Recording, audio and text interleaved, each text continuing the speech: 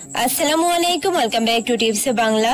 আজকে আবার হাজির হয়েছি নতুন একটি ভিডিও নিয়ে। আজকের ভিডিও গর্ভাবস্থায় কখন থেকে আয়রন, ক্যালসিয়াম ও ফলিক অ্যাসিড জাতীয় ট্যাবলেট খেতে হবে এবং এই ধরনের ট্যাবলেট খাওয়ার নিয়ম কি তাও থাকছে ভিডিওতে।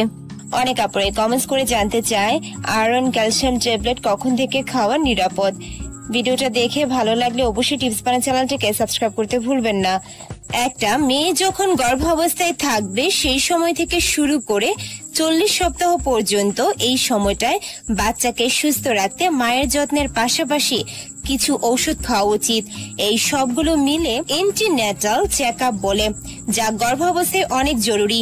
গর্ভাবস্থায় যেহেতু একজন গর্ভবতী অনেক বেশি পুষ্টির চাহিদা বেড়ে যায়, তাদের খেতে হয় অনেক ধরনের খাবার, কিন্তু শুধুমাত্র খাবার খেলেই চলবে না, সেগুলো ভিটামিন ও পুষ্টি সম্পন্ন হতে হবে।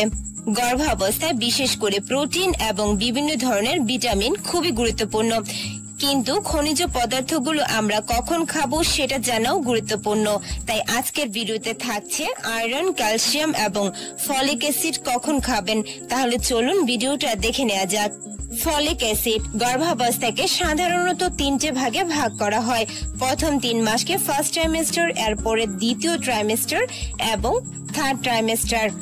সাধারণত আমরা যখন গর্ভধারণ করে ফেলি বা প্রথম গর্ভধারণের পরীক্ষা ইতিবাচক হয়, এরপর চিকিৎসকের কাছে যাওয়া হয়, কিন্তু আসলে বিষয়টা এইরকম হওয়া উচিত যে গর্ভধারণ করার আগে থেকেই চিকিৎসকের পরামর্শ নেওয়া উচিত, কারণ সেই সময় সাধারণত ফলিক অ্যাসিড দেওয়া হয়। বলা হয় 3 মাস আগে থেকে ফলিক অ্যাসিড শুরু করা ভালো, না হলে নার্ভাস টিস্যুর বৃদ্ধি অনেক সময় ক্ষতিগ্রস্ত হয়। পুরো 9 মাসে ওজন অন্তত 9 থেকে 11 কেজি বাড়তে হবে। আর কিছু ওষুধ রয়েছে, সেগুলো নিতে হবে, বিশেষ করে প্রথম 3 মাস ফলিক অ্যাসিড বমির ট্যাবলেট দেওয়া হয়। আর ব্যথা হলে কিছু ওষুধ লাগবে, সেটাও জেনে নেওয়া ভালো। তবে গর্ভধারণের আগে ফলিক অ্যাসিড গ্রহণ করলেও পুরো গর্ভাবস্থা জুড়ে আপনাকে নিতে হবে ফলিক অ্যাসিড যুক্ত যে কোনো ধরনের খাবার অথবা ফলিক অ্যাসিড সম্পূর্ণ ট্যাবলেট। এখন আমরা জেনে নিব ফলিক অ্যাসিড সমৃদ্ধ খাবারগুলো কি কি। দুধ, কলিজা, মধু, সবুজ পাতা সমৃদ্ধ খাবার যেমন পুঁই শাক, পাট শাক, মূলা শাক, সরিষা শাক, পেঁপে, লেবু, ব্রোকলি, মটরশুঁটি, শিম, বরবটি, বাঁধাকপি, গাজর ইত্যাদি। আম, জাম, লিচু, কমলা, আঙ্গুর, স্ট্রবেরি ইত্যাদি। তাছাড়া বিভিন্ন ধরনের ডাল যেমন মুসুর, মুগ, মাসকলাই, বুটের ডাল ইত্যাদিতে ফলিক অ্যাসিড প্রচুর পরিমাণে বিদ্যমান থাকে। এছাড়াও রয়েছে সরিষা, তিল, তিসি, সূর্যমুখীর বীজ, লাল চাল, লাল আটা ইত্যাদি। ফলিক অ্যাসিডের চাহিদা পূরণ করতে এই ধরনের খাবার পুরো গর্ভাবস্থা জুড়েই খেতে হবে। এখন আমরা জানবো আয়রন ট্যাবলেট কখন থেকে খাবেন। গর্ভাবস্থায় আপনার রক্তে প্রচুর পরিমাণের অতিরিক্ত আয়রনের প্রয়োজন হয়।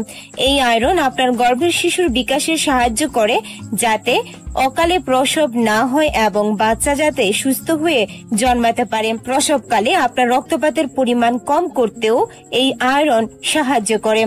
পর্যাপ্ত আয়রনের অভাব হলে আপনার শরীর যথেষ্ট অক্সিজেন পাবে না।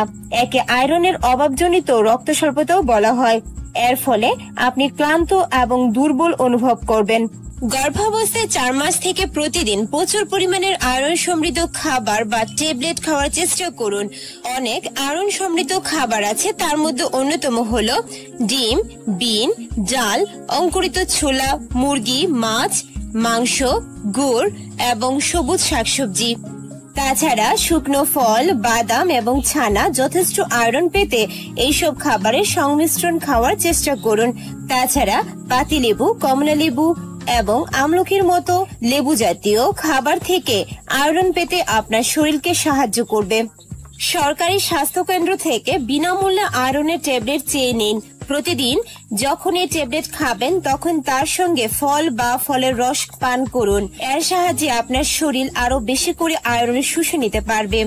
চেষ্টা করুন যাতে খাবারের সঙ্গে বা ট্যাবলেট খাওয়ার সময় দুধ ছাড়া চা বা কফি না খেতে। কারণ এইসব পানীয়ের জন্য শরীরের পক্ষে আয়রন শুষে নেওয়া মুশকিল হয়। এখানে লক্ষণীয় ব্যাপার হলো যে খাবারের সময় আপনি ক্যালসিয়ামের ঔষধ নেবেন তার থেকে অন্য সময়ে আপনার আয়রনের ট্যাবলেট খেতে হবে। মানে যদি আপনি সকালে আয়রন ট্যাবলেট খান তাহলে দুপুরে খেতে হবে ক্যালসিয়ামের ট্যাবলেট। একসাথে দুটো ট্যাবলেট খাওয়া উচিত না। এখন আমরা জানবো ক্যালসিয়ামের ট্যাবলেট কখন থেকে খাওয়া শুরু করবেন। গর্ভাবস্থায় 4 মাস থেকে প্রতিদিন প্রচুর পরিমাণের ক্যালসিয়াম ও প্রোটিন সমৃদ্ধ খাবার বা ট্যাবলেট খাওয়ার চেষ্টা করুন। ক্যালসিয়ামের জন্য দুধ, ডিম, দুধের তৈরি খাবার এগুলো প্রচুর পরিমাণের খাবেন। ক্যালসিয়ামের ট্যাবলেট সেবন করা যাবে বটে, তবে এর কিছু পার্শ্ব প্রতিক্রিয়াও আছে। সবচেয়ে সাধারণ পার্শ্ব প্রতিক্রিয়া হলো গ্যাস্ট্রিক, কোষ্ঠকাঠিন্য ইত্যাদি। বেশ কিছু ওষুধ অন্ত্রে ক্যালসিয়াম শোষণ কমিয়ে দেয়, বিশেষ করে যেসব ওষুধ অ্যাসিডিটি কমাতে সাহায্য করে। একসঙ্গে 500 মিলিগ্রামের বেশি ক্যালসিয়াম ওষুধ অন্ত্রে শোষিত হয় না, তাই বেশি মাত্রায় ওষুধ খেলে লাভ হয় না। ক্যালসিয়াম অন্ত্রে শোষণ করতে ভিটামিন ডি লাগে, তাই ভিটামিন ডি কম থাকলে এটি সহ খেতে হবে। সূর্যালোকে আছে প্রচুর পরিমাণের ভিটামিন ডি। তাছাড়া ডিমের কুসুম, লোনা পানির মাছেও আছে ভিটামিন ডি।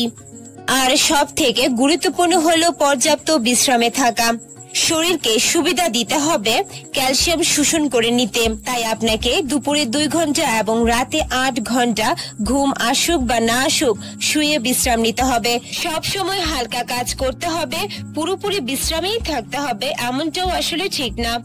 গর্ভাবস্থায় যে কোনো ধরনের ওষুধ খান না কেন অবশ্যই ওষুধ খেতে হবে চিকিৎসকের পরামর্শ মতো, কারণ সব অ্যান্টিবায়োটিক নিরাপদ নয়।